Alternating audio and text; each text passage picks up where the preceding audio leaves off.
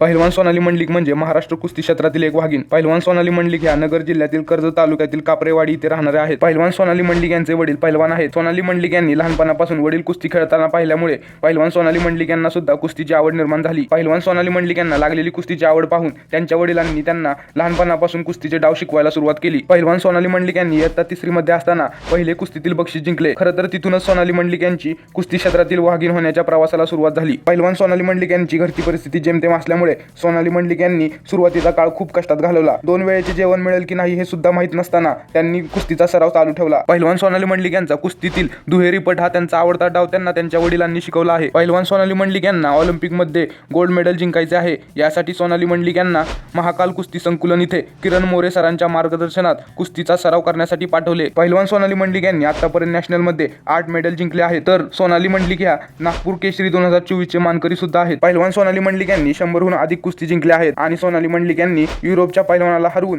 देवाभाऊ केसरी 2025 चा मान आपल्या नावावर कोरला आहे. म्हणूनच पहिलवान सोनाली मंडलिक यांना महाराष्ट्र कुस्ती क्षेत्रातील एक वाघीण म्हणून ओळखले जाते.